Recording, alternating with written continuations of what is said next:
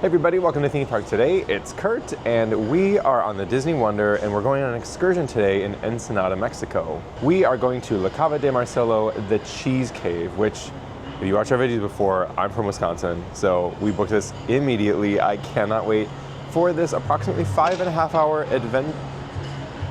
You good? No, they're good, but I think a rope just snippety snapped off the ship. Ruh-roh. Anyway, this is approximately 5.5 hour adventure into Ensenada, Mexico. So come along with me and see what this is all about. I'm super excited, but let's get started.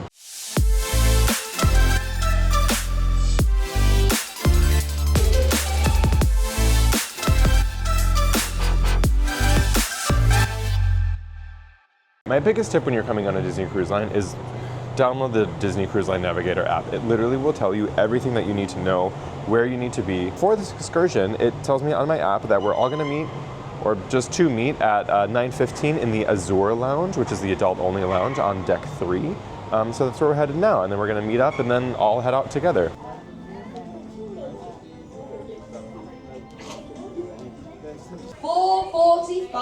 Please make sure you are back by 4:45. So once you make it into Azure and you check in at the very first crew member, and then you're also going to check in with another crew member, and then you're going to get a sticker because everybody is assigned different character groups. And they gave us Mickey. It's so cute. We are supposed to leave at 9:15. It is 9:18. So there are some more people getting checked in, and then hopefully we'll head off the boat soon. All right, so after about a 20-minute wait in the Azure Lounge, we scanned off the ship and headed over to meet our Mickey Mouse group. There will be team members and excursion people walking around with signs that will have your character on it. So you'll form in the line, and then once you meet up with everybody and everybody gets checked in, you're going to be led over for this excursion to a bus. Once you're on the bus, you do have to sign a waiver. I think this is just for the excursion company itself. It's not affiliated with Disney. And then you sit on this bus for a very long time. It was a full hour and 26 minutes, so it was almost an hour and a half bus ride. The tour guide had a lot to say about the areas that we were going through and the topography and what was around us. It made it a little bit entertaining, unless you don't have an international package for your phone. You are just kind of sitting there, so I would recommend bringing headphones. Maybe you could bring your Kindle. I wish I would have brought my Kindle for this bus ride, but it was a nice bus. And oh my God, look at the cows. That's really all I'm here for, cows and cheese. So once you get to the farm, you are going to stop and they're going to let you out to use the bathroom. You can stretch your legs a little bit. You can get a soda or water. They didn't have any snacks. I believe they also had beer at this little stand, but this is also where you'll come back to for lunch later on. Here are all the options that they have to drink. We ended up getting a bottled Coke. The water was free also, so you could just take that water as you needed.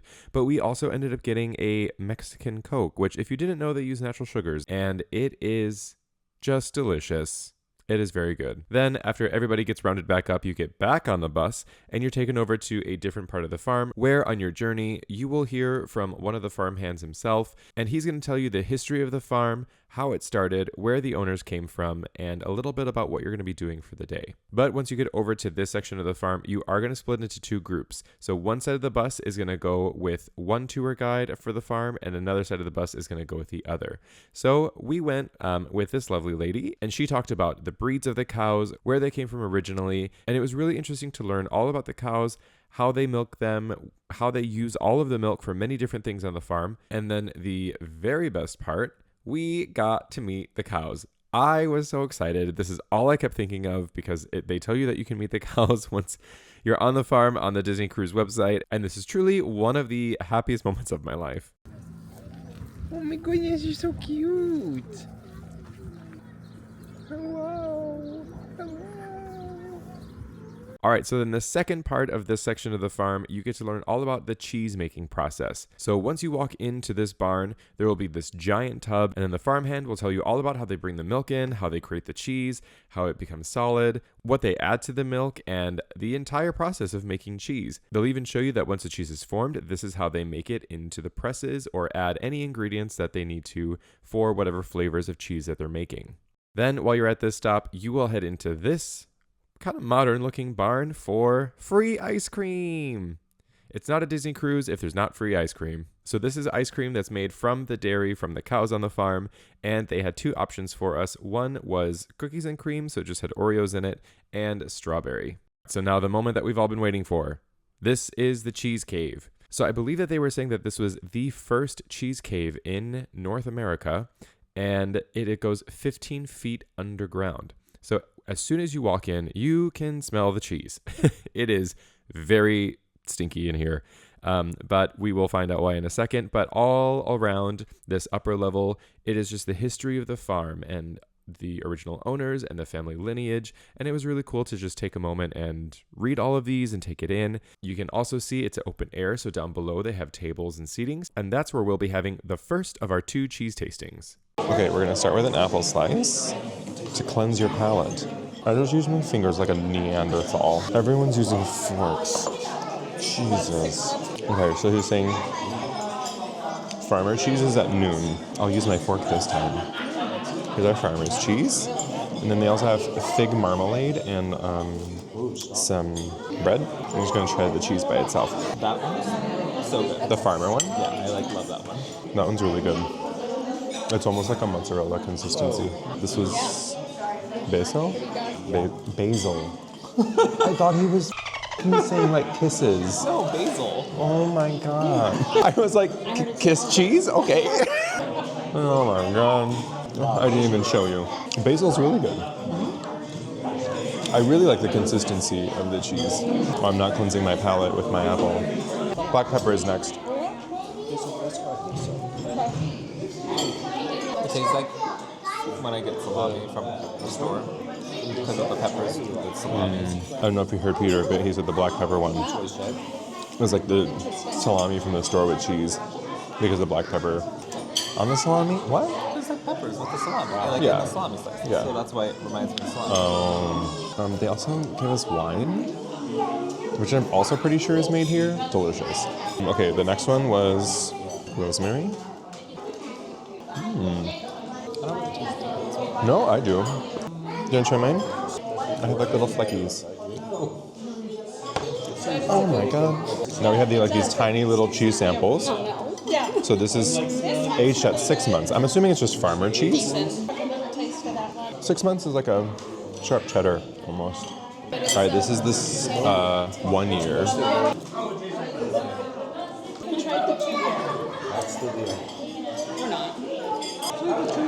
Oh, that one was rough. That one was rough.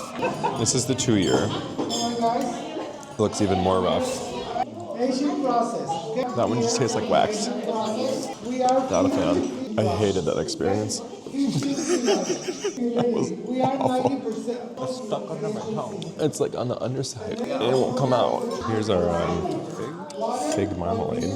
There's also this piece of bread. There's something on it. I don't know what it looks like turkey, low-key. I'm assuming it's not turkey. Looks good. All right, so after everybody rushed out of here, we had to finish, and we got to go tour the actual cheese cave. So all of this cheese is in here, aging and being fermented for use. And here is our platter for our second cheese tasting. Okay, so we have mushroom, sun-dried tomato, jalapeno, and another one. All right, we're not sure what the beers fully are. This one, it just tastes like a blonde ale. This one's like a grapefruit ale. They're both delicious, honestly. Okay, and this is also where we're going to be having lunch. And it's a cheese quesadilla, clearly, and a portobello with cheese on top, I believe. I'm going to try the mushroom one, which, like, not the biggest fan of mushrooms, but it's all right. That one was good. I didn't really taste the mushrooms. Nice. My one thing about this entire excursion, really wish it was an 18+ excursion. The only thing that's like of all ages is like to eat cheese and have ice cream. Everything else is like a wine pairing and a beer pairing. Like, it is quite alcohol inclusive, but you know what? Here we are. Here's the sun-dried tomato one. I don't really taste the sun-dried tomato, but the cheese is so good. I love the consistency of this cheese. Now it will taste like sun-dried tomato. I love this cheese. There's the jalapeno one. Like, it's not anything crazy because it is cheese and dairy cancels out spiciness. Oh, I should have some of that beer with it. All right, we learned that the fourth cheese is like a Chile one. Peter's dying over here. So I'm gonna try the bread with the tomato salsa before my taste buds get destroyed. Yum. Yum. There's a tiny kick to the tomato one. That's good though.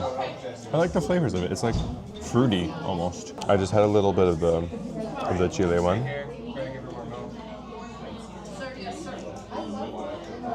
It's got a kick.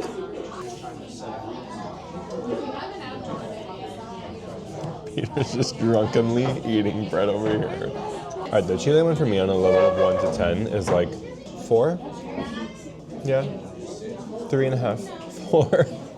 Like, it's spicy, but I'm fine. Like, I could handle spicier, you know. Here, would you have some more lemonade? Yeah.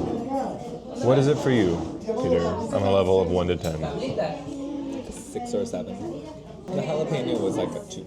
Yeah, the jalapeno had like a little bit, but I'm like honestly floored by this cheese. It's so delicious. It's really good. It really does taste like the mozzarella kind of thing. Yeah. All right, so here's our lunch. We have a portobello mushroom with some cheese on it. We have our little salad of arugula, cheese quesadilla, and looks like grilled tomatoes. So this is everything that they grow at the farm as well. This is so cool. I really love this excursion. All right. Charred tomato. I mean, honestly, it's seasoned well. And it has like the char flavor from the grill. All right, let's try this mushroom with cheese. The portobello mushroom with cheese.